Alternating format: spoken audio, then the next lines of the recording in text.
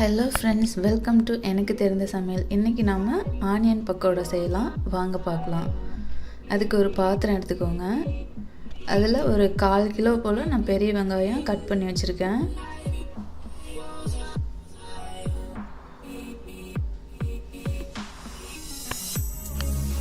அது கூடவே பச்சை மிளகாய் சேர்த்துக்கோங்க, கருவேப்பிலை சேர்த்துக்கோங்க,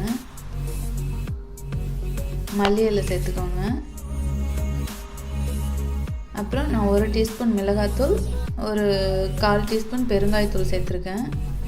அப்புறம் கடலை மாவு 1 கப் எடுத்துருக்கேன். அரிசி மாவு 1/2 கப்பு. அப்போ தான் நல்லா மொறுமொறுன்னு பக்கோடா வரும். தேவையான அளவு உப்பு சேர்த்துக்கோங்க. உப்பு சேர்த்துட்டு தண்ணி கொஞ்சம் கொஞ்சமாக தெளித்து தான் பிணைஞ்சி விடணும். இது நல்லா ஃபஸ்ட்டு கலரி விட்டுக்கோங்க.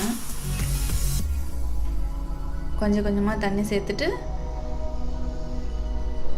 இந்த பதத்துக்கு கொஞ்சம் தண்ணி அதிகமாகிடுச்சுன்னா நீங்கள் கடலை மாவும் அரிசி மாவும் இன்னும் கொஞ்சம் சேர்த்துக்கோங்க. இப்போ பாருங்கள், ஆயில் சூடாயிருச்சு, வாங்க பொரிச்சு எடுத்துடலாம். ரொம்ப ஈஸியானதுங்க.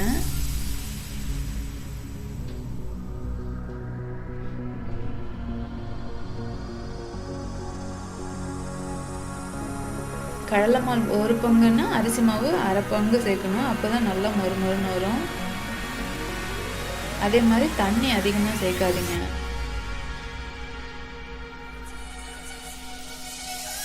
திருப்பி விட்டுட்டு இப்போ பாருங்கள் வெந்துருச்சு. இப்போ எடுத்துருங்க. இதே மாதிரி மீதி இருக்கிற கலந்து வச்சுருக்கதையும் போட்டு பொரிச்சு எடுத்துடலாம்.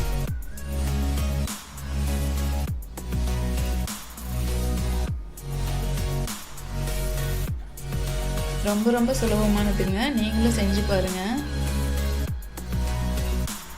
கடையில் வாங்கினீங்கன்னா கண்ட ஆயில் போட்டு செய்வாங்க, இல்லாது செஞ்ச ஆயில்லையே அப்படியே திரும்ப திரும்ப செய்வாங்க. அதனால் உடம்புக்கு ரொம்ப கெடுதல் ஆகும். நம்ம வீட்டில் செஞ்சோம்னா கொஞ்சம் ஆரோக்கியமாக இருக்கும். பாருங்கள், இதுவும் வெந்துருச்சு. எடுத்துருங்க. இப்போது சுவையான பக்கோடா ரெடி ஆயிடுச்சு. நீங்களும் வீட்டில் செஞ்சு பார்த்துட்டு உங்கள் கமெண்ட் கொடுங்க, லைக் கொடுங்க, மறக்காமல் சப்ஸ்கிரைப் பண்ணுங்கள். தேங்க்யூ.